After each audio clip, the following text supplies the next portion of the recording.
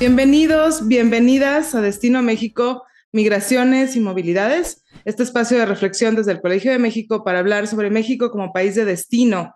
Y hoy estoy muy contenta de poder platicar con Luis Jaime Sobrino, profesor del Centro de Estudios Demográficos, Urbanos y Ambientales. Gracias, Claudia. Buenos días. Hoy vamos a hablar de migración interna en México y creo que es una muy buena excusa para hablar de los migrantes que muchas veces no consideramos migrantes, porque tradicionalmente en los estudios migratorios ha existido una división entre migración interna, migración internacional, y muchas veces cuando nos preocupa o cuando pensamos en la llegada de extranjeros o de los otros, pues evidentemente los migrantes mexicanos que se mueven de un estado a otro, de un municipio a otro, pues no tienen restricciones para hacerlo, ¿no? Pero pensamos, ¿no? Y un poco la reflexión de Luis Jaime es que, bueno, las ciudades se han transformado, México se ha transformado por la migración interna, no por la migración internacional, ¿no? Digamos, uno piensa en los volúmenes, pues es justamente la migración interna lo que ha distribuido la población. Digamos, en ese sentido, Luis Jaime, quiero que nos concentremos en esta idea de que México es país de destino de migrantes internos, no solamente de extranjeros.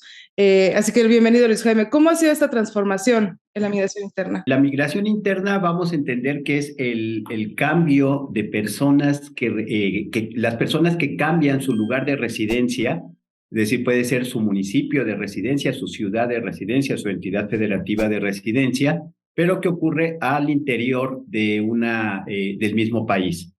Esta migración interna tiene importante repercusión en en la redistribución de la población.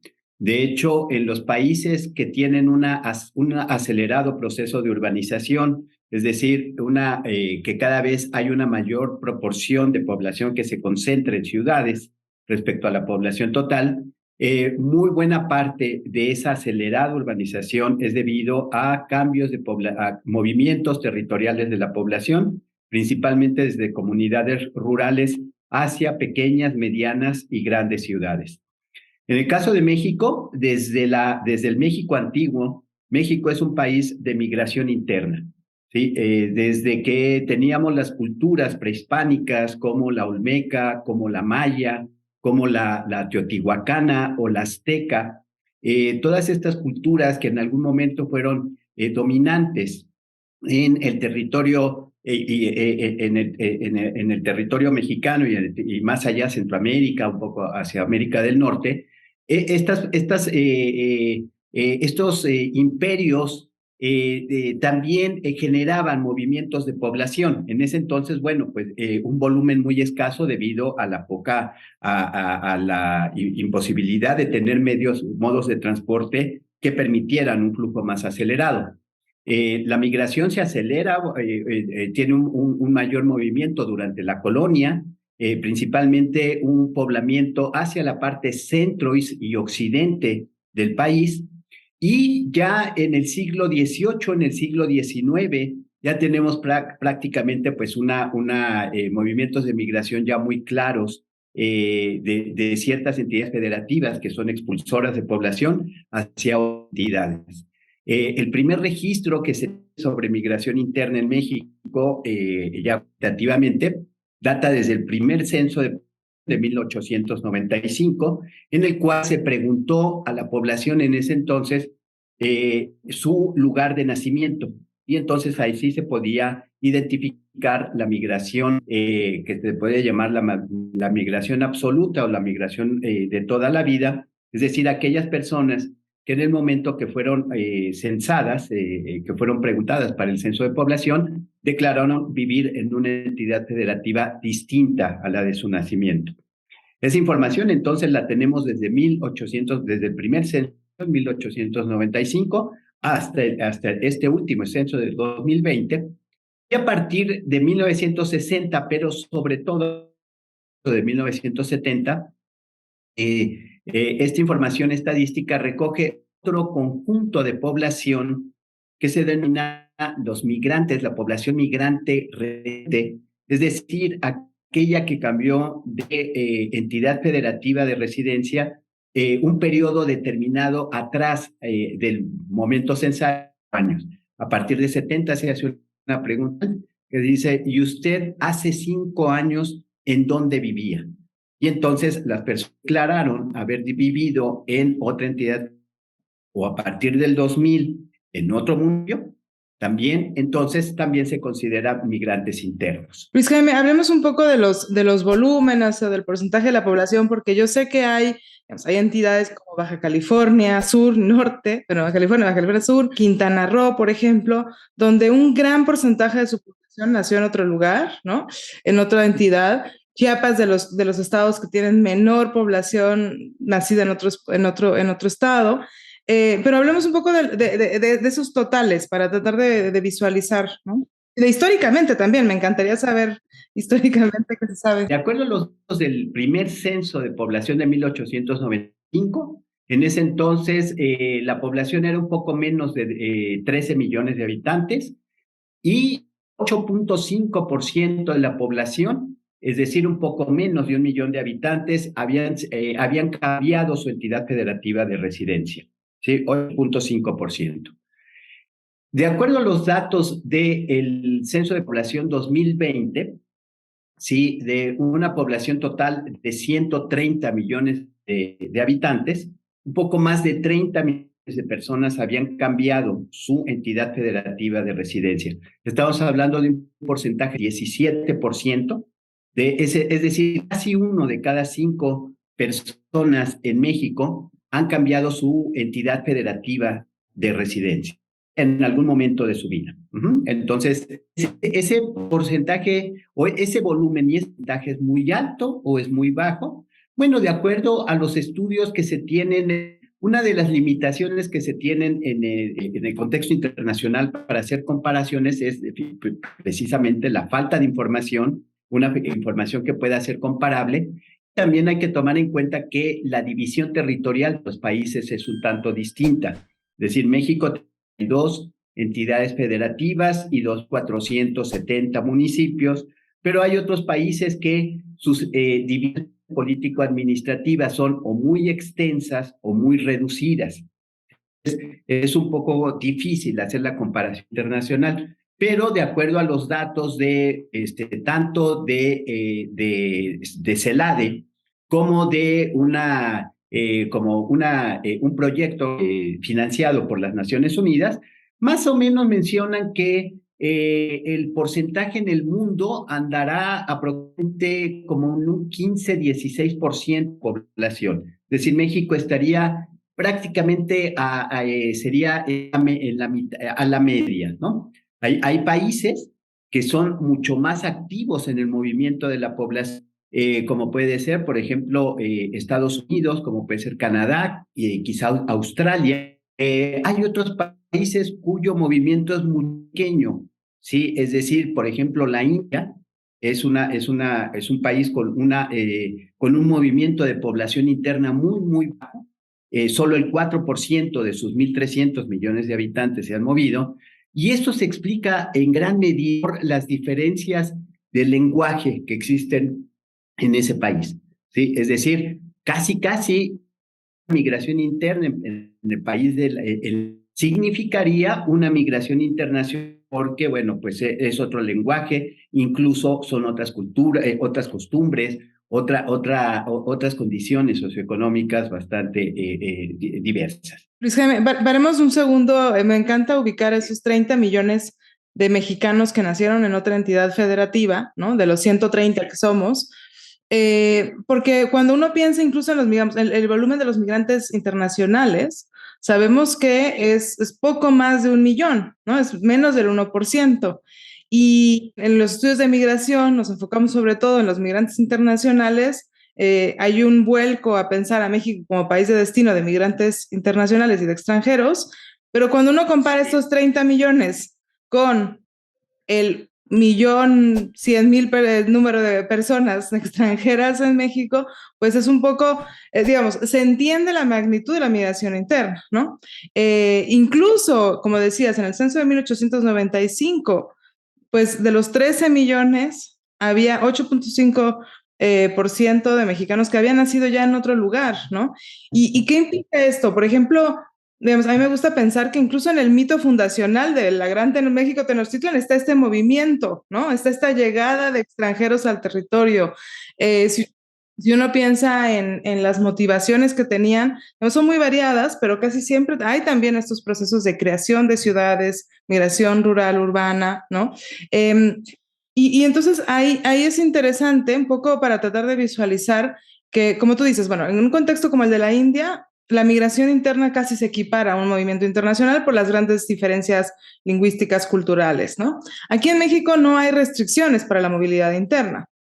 Digamos, uno puede vivir en la entidad que guste, pero ¿existen contextos donde sí se controla ese movimiento? Muy buena pregunta, Claudia. Efectivamente, la migración interna ha sido, desde tiempo atrás, ha sido uno de los elementos que Naciones Unidas considera como un derecho de la población. El derecho a residir en el territorio que más le puede convenir o que por alguna circunstancia más sea apropiado para la población. ¿Sí? Entonces, la migración interna en los libros de texto estaríamos considerando como un movimiento voluntario de la población. La población se mueve por en cierto momento de su curso de vida, principalmente cuando se es joven, se realiza el movimiento de migración interna, cuando termina la escuela, cuando se inserta por primera vez al mercado de trabajo o incluso cuando cambia su situación conyugal, cuando se une, cuando se casa. ¿Sí? Entonces, este movimiento lo podemos ver en la bibliografía como un movimiento cuasi voluntario para insertarse al mercado de trabajo, posiblemente para tener un mejor trabajo o una situación así. Sin embargo, no en todos los países la migración interna es un derecho y hay un movimiento voluntario de la población. Tenemos las limitaciones que puedan ser limitaciones reales que puedan tener la población, cuestiones lingüísticas como la India, culturales, pero tenemos otro caso también muy ejemplificador en el mundo, que es China, el segundo país o el país más poblado, ya en pocos años va a ser rebasado por la India, pero China es un caso muy interesante sobre el movimiento migratorio de migración interna que se ha tenido. Como nosotros sabemos, China, su modelo de desarrollo digamos, es una mezcla entre capitalismo y socialismo, pero esta parte socialista, esta parte comunista, implica que la población recibe por parte del gobierno central y de los gobiernos locales, recibe salud, educación, incluso alimentación, vivienda. ¿Sí? Estos satisfactores individuales y colectivos. Entonces, para poder acceder a estos servicios en la India, se requiere tener su tarjeta de identidad que se llama el JUCO. Es como si fuera nuestro INE, más o menos, pero que nos dice, bueno, en nuestro INE nos dice, bueno, ¿dónde nos vamos, no? Pero entonces, esta tarjeta de identidad es la que le permite a la población en su lugar de nacimiento o en su lugar de residencia el acceder a estos servicios y satisfactores. Con la irrupción de la globalización, de la localización industrial en China a partir de los años 80, se da un movimiento muy importante de población también, alguna de ella controlada por el gobierno con el otorgamiento de estos JUCO o de estos nuevas cartillos de residencia a población migrante, pero en un gran número no fue así. ¿Sí? De hecho, poco a poco China ha reconocido que la migración interna se les ha convertido en un verdadero problema, un verdadero asunto de desarrollo nacional, porque aproximadamente más o menos como unos 250 millones. China, estamos hablando de un país de 1.300 millones de habitantes, ¿sí? Su grado de urbanización que reconocen las Naciones Unidas es el 50%, es decir, la mitad de su población, estaríamos hablando 650 millones de personas estarían en ciudades, otras 650 millones estarían en el campo. Sin embargo, el gobierno chino reconoce solamente un grado de urbanización del 30%, ¿sí? Es decir, 250 millones de personas que viven en ciudades en China no tienen eco y por lo tanto no tienen este acceso, entonces son migrantes ilegales, migrantes internos ilegales dentro de su país, ¿sí? Eso en los últimos 10 años se ha tratado se ha tratado bueno, ver la manera en la que desde el 18avo, ahora acaba de concluir la 20ª reunión del Partido Comunista Chino, pero desde la 18ava, hace 10 años, se empezó a hablar ya de manera muy, muy importante en ese país sobre, bueno, qué hacer para legalizar, vamos a llamar, este movimiento migratorio. Es muy interesante porque, digamos, contrasta claramente, ¿no? En el caso mexicano, donde de hecho la migración interna es un derecho, ¿no? Y en otros donde hay restricciones tan claras. Y además, como tú dices, pensando en volumen de población, pero pensando en distancias también, en cómo se han creado las ciudades, pues estamos hablando de un movimiento muy grande. Regresemos a México, Luis Jaime, para ver un poco esta idea de quiénes son los que atraen a migrantes internos, qué entidades, qué ciudades, cómo ha cambiado esto en el tiempo. El caso específico de la Ciudad de México, por ejemplo, que se formó gracias a la migración interna, gracias a un proceso de urbanización, ¿no? Pero que poco a poco ha ido también expulsando personas hacia el Estado de México, la creación de grandes zonas metropolitanas como resultado de estos movimientos, ¿no? Pero un poco cómo estamos, digamos, ahora en el 2022. Tuve un error previo. No, el número de migrantes absolutos interestatales en 2020 son 18 millones de personas, ¿sí? Y eso hace una proporción de migrantes más o menos de alrededor del 15%, ¿sí? Bueno, esa proporción de migrantes absolutos era 6% en el año de 1900, ¿sí? Bueno, una de las características que tiene la migración interna, como había dicho hace unos momentos, es que esta es la responsable directa de la redistribución de la población en el territorio, ¿sí? Es decir, hay territorios que van teniendo cada vez una mayor participación demográfica respecto al total nacional, y hay otros territorios que van perdiendo también importancia respecto a esto, ¿no? El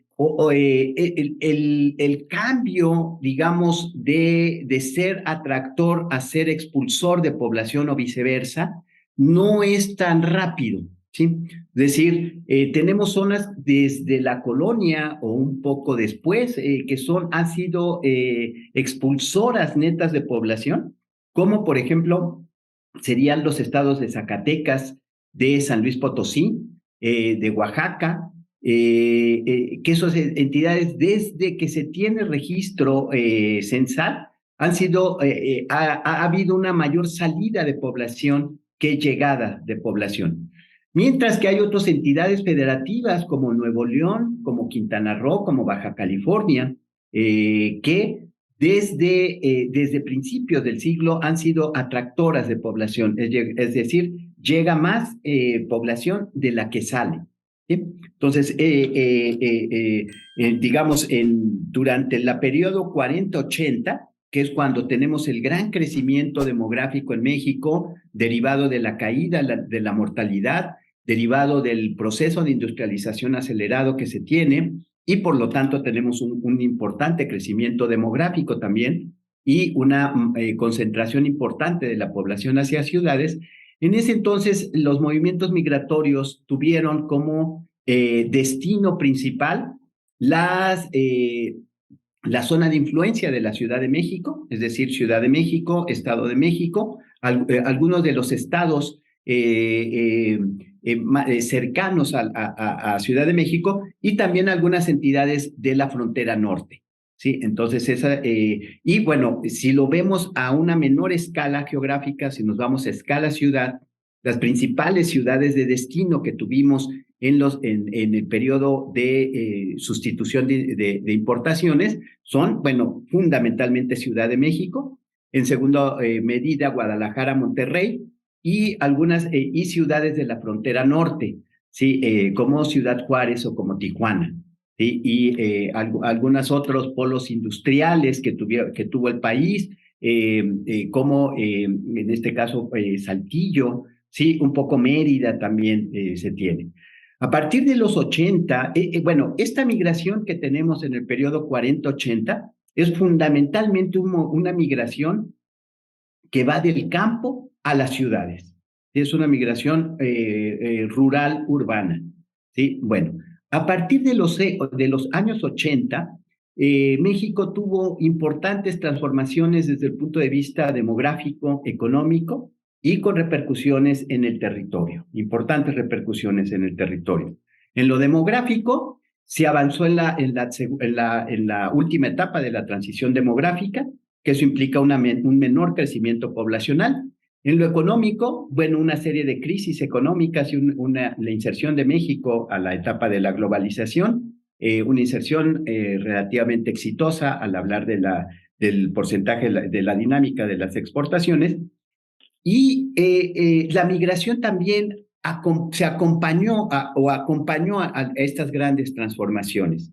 Desde los años 80, la migración en México ya no es principalmente rural-urbana, sino ahora es predominantemente una migración que tiene el origen en una ciudad y el destino es una ciudad, ¿sí? Entonces, es una migración urbana-urbana. De hecho, ahora, por ejemplo, 2 de cada 3 movimientos migratorios son de esta característica, y solo una tercera parte sería, de hecho, la migración rural-urbana es menos del 20% ahora, menos 1 de cada 5 personas. ¿Sí? A partir de los años de 1980, la migración interna en México, los movimientos de migración interna en México tienen un cambio muy relevante desde el punto de vista cuantitativo y cualitativo. Desde el punto de vista cualitativo, hay una transformación de ser predominantemente rural-urbana a urbana-urbana. Y desde el punto de vista cuantitativo, también lo que ha ocurrido desde los años 80 es una disminución en el volumen en la intensidad, más que en el volumen, en la intensidad de la migración, ¿sí? Es decir, cada vez es menos representativa la migración interna como un elemento para la redistribución de la población.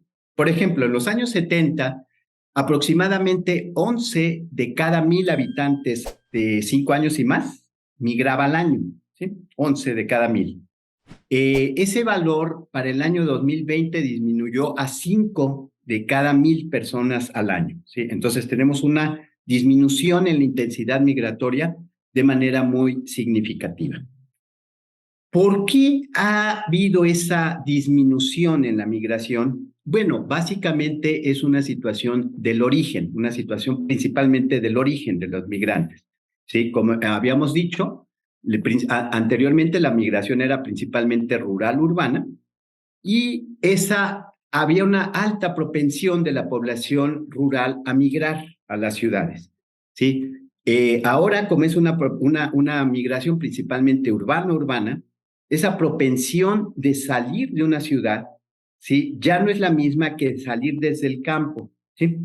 Y sobre todo, una vez que la población llega a una gran ciudad, a una ciudad, por ejemplo, de más de 1 millón de habitantes, ya el salir de esa ciudad, ya prácticamente ya la propensión a salir de esa ciudad ya es muy baja, ¿sí? Entonces, eso hace que tengamos una escasez, vamos a llamarle así, absoluta de población migrante rural y una escasez relativa de población migrante urbana. Y entonces, por eso tenemos esa disminución. Y otra transformación también muy relevante es sobre Ciudad de México. Ciudad de México siempre ha sido el territorio que recibe un mayor flujo de población, ¿sí? De población migrante, que esta viene fundamentalmente de entidades federativas del centro del país y del sur y sureste del país, ¿sí? Bueno, pero desde los años 80, también Ciudad de México se transformó en ser la principal núcleo expulsor de población. Ahora Ciudad de México, desde los 80, Ciudad de México sale más población de la que llega, ¿sí? Y eso alimentó este flujo urbano.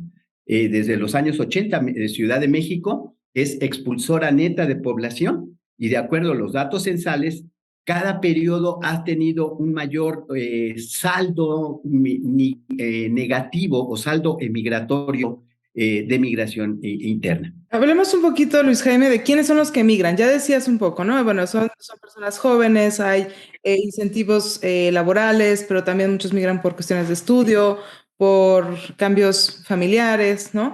Pero me gustaría relacionar quiénes son los migrantes internos, quiénes son los que migran, con esta idea de si hay o no, digamos, tensiones que se crean por la llegada de estas personas o las implicaciones que tiene, por ejemplo, en la vivienda, en los asentamientos, incluso la demanda de servicios, ¿no? Un poco entendiendo las implicaciones de que estas personas estén llegando o estén saliendo también de ciertos lugares. Esto también es muy importante conocer quiénes son las personas, porque bueno, los migrantes, por supuesto, la población migrante no es solo un volumen de población, es un volumen de población que tiene atributos sociodemográficos muy específicos y que esos atributos tienen repercusiones en los lugares de origen y en los lugares de destino.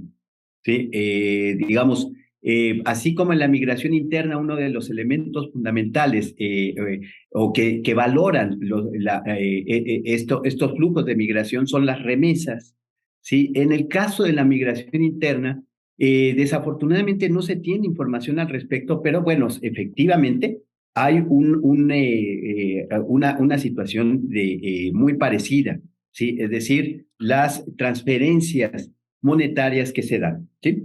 Bueno, aunque estas, en el caso de la migración interna, serían un poco menos y ahorita vamos a ver por qué, en términos de volumen, en términos de importancia y vamos a ver por qué. Muy bien, entonces, ¿quiénes son los que migran? ¿Quiénes son las personas que cambian su lugar de residencia al interior de la ciudad?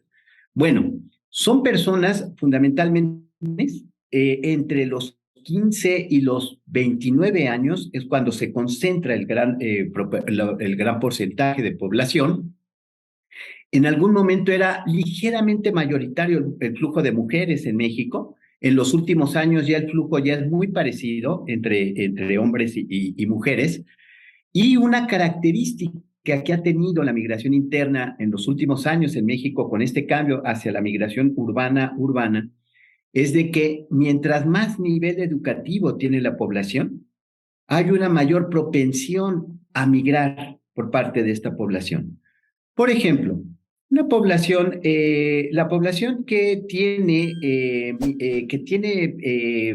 por ejemplo, las mujeres con estudios de primaria, su propensión a migrar en el año para 2020 fue de 6 personas por cada 1,000 habitantes al año, ¿sí? Pero esa propensión sube a 10 personas por cada 1,000 habitantes al año, por cada 1,000 mujeres al año, en aquellas que tienen educación superior terminada, ¿sí? Entonces, lo que estamos viendo es una migración interna vamos a llamarle así, capital humano, ¿sí? Es decir, la población ha tenido una mayor acceso al nivel educativo. Eso ha retrasado un poco la edad mediana del movimiento migratorio, y eso hace que la población que migre tenga también un mayor nivel educativo. ¿Qué repercusión tiene este mayor nivel educativo en su lugar de destino? Tiene una situación, bueno, una de las repercusiones es de que al momento de insertarse al mercado de trabajo, la remuneración promedio que obtiene la población migrante prácticamente en todas las ciudades, o en la gran mayoría de las ciudades, llega a ser mayor que el de la población residente, ¿sí? Es decir, es una población entonces que tiene un mayor nivel educativo y una mejor condición en el mercado de trabajo. Eso estamos hablando bueno, en términos generales, por supuesto, tenemos grandes desigualdades en términos de nivel socioeconómico, de nivel educativo, de la migración, pero cada vez estamos tendiendo hacia esta situación. Ahí, Luis Jaime, me gustaría un poco regresar a esta idea de las implicaciones y si hay o no tensiones, porque vamos, em, uno puede entender que las personas migran para tener una mejor calidad de vida, para obtener un mejor empleo, para tener una mejor remuneración, y de hecho eso es lo que ocurre, ¿no? La migración selectiva, como tú nos dices, no todos son igualmente probables de emigrar, pero además también hay cambios en las características de estos migrantes. Hace poco, no voy a decir nombres, un colega del Colegio de México y yo estábamos discutiendo porque decía que debíamos controlar la emigración de la Ciudad de México a lugares, por ejemplo, como Querétaro o la ciudad de Guadalajara, en el sentido de que él consideraba, ¿no?, como un fallo en el mercado laboral de la Ciudad de México, el hecho de que otros tuvieran, y con estas palabras, ¿no?, tuvieran que emigrar a Querétaro, o tuvieran que emigrar a Guadalajara, tuvieran que emigrar a Monterrey en búsqueda de un mejor empleo. Y a mí me preocupa esta idea, ¿no? Porque en realidad, como tú dices, es un derecho, no necesariamente es un fallo del mercado laboral de Oaxaca o de San Luis Potosí o de Zacatecas tener estas altas tasas de emigración, ¿no? Pero cómo conciliamos, por un lado, este derecho a la migración interna, este derecho a buscar una mejor calidad de vida, un mejor empleo, una mejor universidad, ¿no? Digamos, ¿cómo podemos conciliar eso con esta idea de las implicaciones que tienen para los lugares de origen, el que salga digamos, personas con altos niveles educativos, pero también el hecho de que en los destinos alguien, digamos, puede decir, bueno, me están quitando los empleos que están llegando a estos estados, ¿no? Digamos, ¿existen esas tensiones o no? Mira, Claudia, eso también ha sido, bueno, tú lo conoces muy bien, eso se ha tratado de estudiar mucho en la migración internacional, sobre todo, bueno, digamos, estos mitos que se tienen sobre los migrantes internacionales mexicanos que vienen a quitar los empleos a los norteamericanos, que vienen a ser, de acuerdo al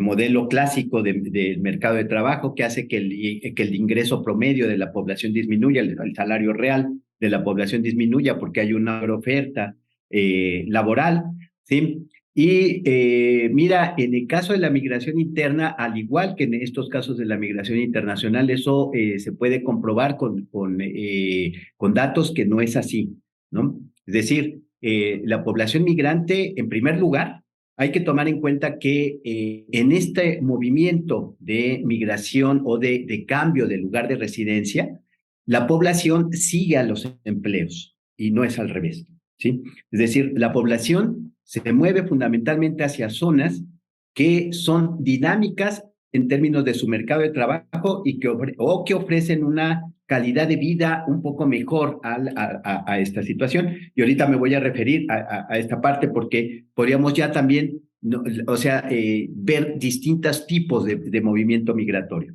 ¿sí? Entonces, ¿cuáles han sido, en general, no hemos encontrado, es decir, cuáles han sido las ciudades más dinámicas en términos de las principales ciudades de destino en los últimos años? Bueno, han sido Guadalajara, principalmente Monterrey, Tijuana, Ciudad Juárez y las ciudades turísticas, ¿no? Una de ellas, por ejemplo, Playa del Carmen, el crecimiento que tuvo Playa del Carmen del 2001 al 2015, que pasó de 15,000 a 150,000 habitantes, no lo ha tenido ninguna otra ciudad en el país en toda su historia, ¿sí? Y eso va básicamente por movimiento migratorio, ¿sí? Entonces, una vez que llega esta población a la ciudad, ¿en dónde vive? Que también es un aspecto importante, ¿no? Es decir, y bueno, lo que sí vemos es de que la población migrante tiende a llegar, o los nuevos migrantes tienden a llegar a lugares donde ya también hay migrantes, ¿sí? Es decir, estaríamos viendo una especie, sobre todo en las ciudades de destino, ciudades dinámicas de destino, como Querétaro, Monterrey, Mérida, ¿sí?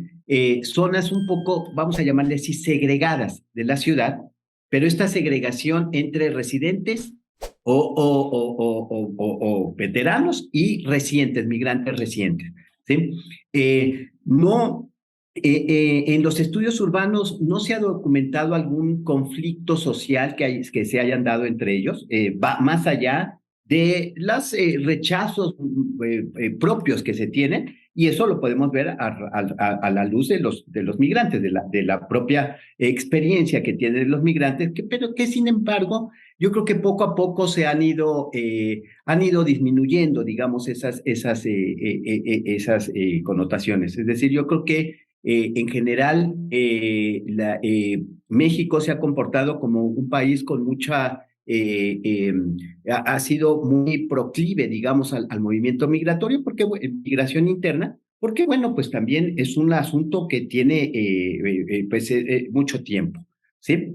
Entonces, sí, yo creo que no podríamos percibir, digamos, esos grandes problemas, más allá de la anécdota así de haz patria, mata un chilango, cosas de esas que, bueno, que todavía se sigue viendo, ¿sí? Y que, bueno, esto me lleva también a un aspecto.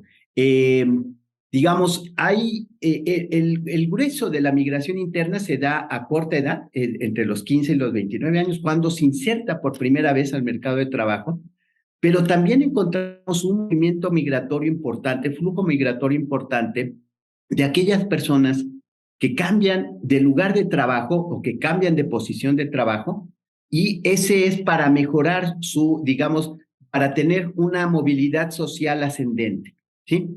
Y este movimiento migratorio es principalmente de familias, ¿sí? Es decir, familias que se mueven entre ciudades más o menos del mismo tamaño. Es decir, por ejemplo, personas que dejan Morelia y que se van a Saltillo, o que dejan Mérida y que se van por ejemplo, a Monterrey o cosas así, más o menos, ¿no? Es decir, ese ya no es por la primera inserción al mercado de trabajo, sino ya con una experiencia previa que se tiene en el mercado de trabajo, ya se mueve a una ciudad más o menos del mismo tamaño de población, pero un movimiento migratorio todavía de mayor distancia, ¿sí? Que el primero, porque el primero sí es de un poco menor distancia, y que es esta búsqueda de mejoras en la condición de vida.